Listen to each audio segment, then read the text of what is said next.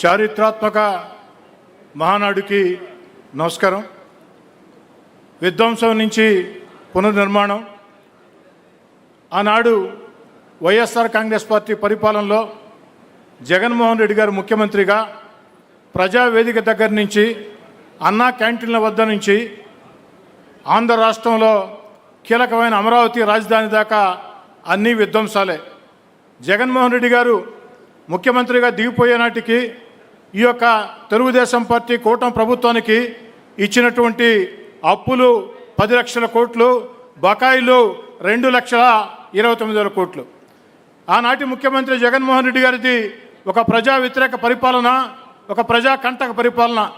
అయితే ఇదేదో నేను చంద్రబాబు నాయుడు గారు ముఖ్యమంత్రి అయిన తర్వాత మాట్లాడటంలే.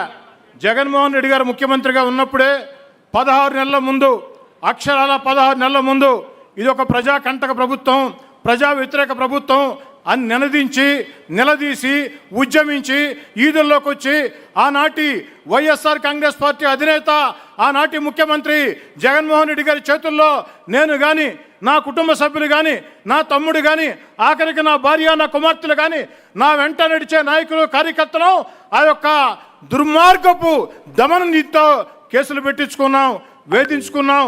అయినా కూడా ఎక్కడ తగ్గల. సోషల్ మీడియా వేధింపులకి, టెలిఫోన్ కాల్ బెదిరింపులకి, పోలీస్ కేసులకి ఎక్కడా కూడా తగ్గల. నా ఉద్దేశం ఒకటే, భయపడతా బతికితే 2 ఏళ్ళు ఎక్కువ బతకం. తెగించి మనకు నచ్చినట్టు బతికితే 2 ఏళ్ళు తక్కువ బతకం. దాన్ని నమ్మాం. అందుకే ఆనాటి వైఎస్ఆర్ కాంగ్రెస్ అధినేత జగన్మోహన్ రెడ్డి గారు ముఖ్యమంత్రిని ఆనాడే చెప్పా ప్రజాకంటక పరిపాలన అని చెప్పని. మరి ఈనాడు ఏదైతే చంద్రబాబు గారు ముఖ్యమంత్రిగా ఆంధ్రప్రదేశ్ ఈరోజు అన్ని రకాల కూడా ముందుకు వెడుతూ ఉంది. అన్ని రకాల కూడా భవిష్యత్తులో ఆంధ్రప్రదేశ్ అక్షర క్రమే కాదు, అన్ని రకాల కూడా ముందుంటున్నది నా విశ్వాసం. అందుకే ఈ యొక్క తీర్మానాన్ని పూర్తి స్థాయిలో బలపరుస్తూ ఈ యొక్క మహానాడు సందర్భంగా నారా లోకేష్ గారిని ప్రత్యేకంగా అభినందిస్తూ ఉన్నా. ఎందుకు అభినందిస్తున్నామంటే స్త్రీని ఆది శక్తిగా, పరాశక్తిగా, గౌరీ మాతగా ఏదైతే ఆరాధించే దేశంలో, భారత మాతగా సంబోధించే దేశంలో ఆ స్త్రీ శక్తిని ప్రోత్సహించాలా. స్త్రీ శక్తి కోసం మాటలు చెప్పి తప్పించుకోవడం కాదు, ఆ స్త్రీ శక్తిని ప్రోత్సహించాలని ఈ దేశంలో ఉండే అన్ని రాజకీయ పార్టీలకి ఒక అజెండా డిక్టేట్ చేశాడు నారా లోకేష్ గారు. అదే 33% మహిళా రిజర్వేషన్. ఈనాడు ఈ దేశంలో అటక్ నుంచి కటక్ దాకా, కాశ్మీర్ నుంచి కన్యాకుమారి దాకా విస్తరించిన ఈ సువిశాల భారత పవిత్ర పుణ్యభూమిలో ప్రతి రాజకీయ పార్టీకి వచ్చే ఎన్నికల్లో తప్పనిసరి పరిస్థితి 33% మహిళలకి రిజర్వేషన్లు ఇచ్చి తీరాల్సిందే. దానికి కారణం మన ఆరాధ్య నాయకుడు నారా లోకేష్ గారి నిర్ణయం. దాన్ని ఆమోదించినటువంటి చంద్రబాబు నాయుడు గారి పెద్దరికం. ఈ రెండు కలగలిపి ముందుకు సాగుతూ ఉన్నాం సోదరులారా. మరి ఈనాడు మీకు అందరికీ నేను మనవి చేసేది ఒకటే, ఏదైతే యువతరం ఆకాంక్షలు ప్రపంచవ్యాప్తంగా మారుతూ ఉన్నాయి, యువతరం ఆకాంక్షలు రాబోయే రోజుల్లో యువతరం భారతదేశ రాష్ట్ర రాజకీయాల్ని దిశ నిర్దేశించబోతుంది. రాబోయే రోజుల్లో మహిళలు రాజకీయాల్ని శాసించబోతున్నారు. మరి ఏదైతే యువతకి, జంజీ యువతకి ఒకటే కోరుకుంటుంది, మాకయ్యే నాయకుడు, హత్యా రాజకీయాల చరిత్ర ఉండే నాయకులు మాకొద్దు, అవినీతి పరులైన నాయకులు మాకొద్దు.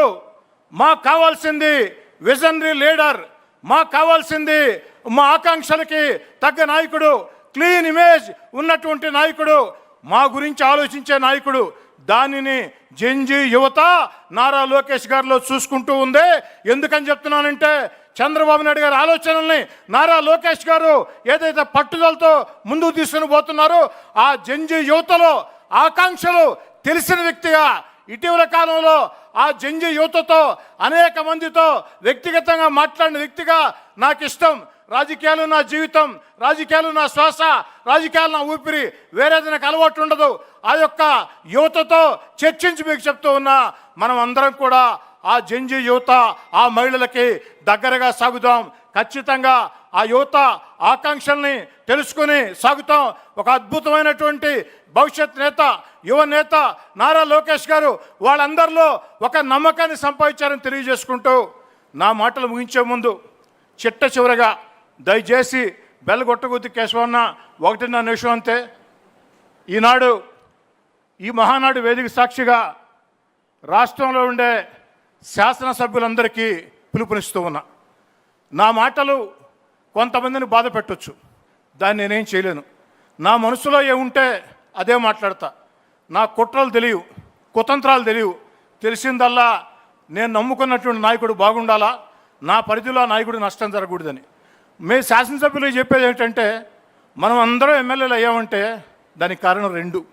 ఒకటి, చంద్రబాబు నాయుడు గారు, లోకేష్ గారు మనకి బీఫారం ఇస్తే నియోజకవర్గంలో పార్టీ జెండా మోసే కార్యకర్తలు మనల్ని భుజాల మీద పెట్టుకుని మోస్తే ప్రజలు బాబు గారి నాయకత్వం కావాలని కోరుకుంటే మన ఎమ్మెల్యేలు అయ్యాం. మనం కూడా కష్టపడ్డాం, లేదని నేను చెప్పటంలే. కానీ ఎమ్మెల్యేలు అయినంత మాత్రాన మనం దైవం సంబూతులం కాదు. ఆ భగవంతుడు చంద్రబాబు నాయుడు గారు, నారా లోకేష్ గారు అవకాశం ఇచ్చారు. జీవితకాలం మన ఎమ్మెల్యేలుగా ఉండాలా అన్న తపన ఉండాలా. ఆ తపన ఉండాలంటే నేను చెప్పేది ఒకటే, పార్టీ సుప్రీం, మన అధినేత మాట వేదవాక్కు, యువనేత మాట వేదవాక్కు, ప్రజలకే జవాబుదారీగా ఉండాలా. అన్నిటికీ మించి ఆ కార్యకర్తల్ని కుటుంబ సభ్యుల్లా చూడాలా. మన కోసం కష్టం చేసిన కార్యకర్తలు, జెండా మోసిన కార్యకర్తలు, వీధిలో దిగిన కార్యకర్తలు మనలో చాలామందివి. నేను ఎలక్షన్లో 16 నెలల ముందు తెలుగుదేశం పార్టీలోకి వచ్చా.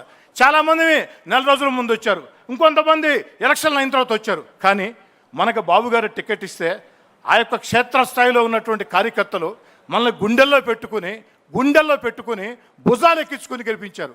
మరి రుణం తీసుకోవాల్సిన అవసరం లేదా? అవకాశం మనకు వచ్చింది, రాబోతుంది. స్థానిక ఎన్నికలు, కార్యకర్తల్ని నాయకుల్ని చేసే ఎన్నికలు. నేను చంద్రబాబు నాయుడు గారికి, నారా లోకేష్ గారికి నా మనసులో మాట చెప్తున్నా. అన్నా, మనం అధికారంలోకి వచ్చిన తర్వాత మనకు అడిగి చాలామంది వస్తారు. కానీ స్థానిక ఎన్నికల్లో మనం కష్టపడితే 100కు 100 గెలిచే అవకాశం ఉంది. కాబట్టి స్థానిక ఎన్నికల్లో మొదటి నుంచి తెలుగుదేశం పార్టీ జెండా ఎవరైతే మోస్తున్నారో, కష్టం ఎవరైతే చేస్తున్నారో, కేసులు ఎవరైతే పెట్టించుకున్నారో, పార్టీ అధికారంలోకి వస్తుందా రాదా అని తెలియకున్నా కూడా తెగించి పోరాడారో, స్థానిక ఎన్నికల్లో మీరు సర్వేలు చేసి వారికే టిక్కెట్లు ఇవ్వండి. ఒక ఎమ్మెల్యేగా కోరుతూ ఉన్నా, మీరు ఎవరికైతే కష్టం చేసే కార్యకర్తలకు ఇస్తారో వారిని మా భుజాల మీద పెట్టుకుని గెలిపించే బాధ్యత మేము తీసుకుంటాం. మరీ ముఖ్యంగా నెల్లూరు రూరల్ నుంచి నేనే ప్రారంభిస్తూ ఉన్నా. నెల్లూరు రూరల్లో నా జోక్యం ఎక్కడా ఉండదు. పార్టీ నిర్ణయించండి, పార్టీ కోసం కష్టం చేసేవాళ్ళని పెట్టండి. అధికారం వచ్చిందో వచ్చేవాళ్ళు వస్తూ ఉంటారు, పోతూ ఉంటారు. కానీ ఎమ్మెల్యేలుగా పోటీ చేసేవాళ్ళు, ఎంపీలుగా చేసేవాళ్ళు వస్తూ ఉంటారు, పోతూ ఉంటారనా. కొంతమంది మీతో గట్టిగా ఉంటారు. కానీ ఆ కింద కూర్చున్న, ఆ జెండా మోసిన కార్యకర్తలు ఈరోజు మీరు వర్చువల్ మహానాడు పెడితే ఆ యొక్క ప్రాంతాల్లో ఒక పండుగ వాతావరణంలో సాగుతూ ఉంటే అక్కడ కూర్చుని ఏదైతే మీరు చెప్పే మాటలకి, నిన్న లోకేష్ గారు ఉపన్యాసంకి హోరెత్తారు, బాబు గారు మాట చెప్పారు, దానికి హోరెత్తారు. కాబట్టి ఆ కార్యకర్తలే పార్టీ సొంతం. నాలాంటి శాసనసభ్యులో లేకుంటే ఎంపీలో మేము సొంతం కాదన్నా. ఖచ్చితంగా కార్యకర్తలే సొంతం. కష్టం చేసిన కార్యకర్తల్ని అభ్యర్థులుగా పెట్టి ఎమ్మెల్యేలకు చెప్పండి, మేము పెట్టాం అభ్యర్థుల్ని, వీళ్ళని గెలిపించి తీరాలని చెప్పండి. అప్పుడు నిజమైనటువంటి కార్యకర్తలకి న్యాయం జరుగుతుందని కోరుకుంటూ, భవిష్యత్తులో నారా లోకేష్ గారు ఇంకా ఉన్నత స్థితికి రావాలని, నారా చంద్రబాబు నాయుడు గారు ఇంకా కూడా ప్రజలకి ఆయురారోగ్యాలతో సేవలు అందించాలని, వారి నేతృత్వంలో అద్భుతంగా మహోద్భుతంగా ఆంధ్రప్రదేశ్ ముందుకు సాగుతుందని మనసా వాచా నమ్ముతూ మీ అందరి వద్ద సెలవు తీసుకుంటూ బెల్లు కొట్టనటువంటి కేశవన్నకి ప్రత్యేకంగా ధన్యవాదాలు తెలియజేస్తున్నాను. Please subscribe to Leo news for more videos.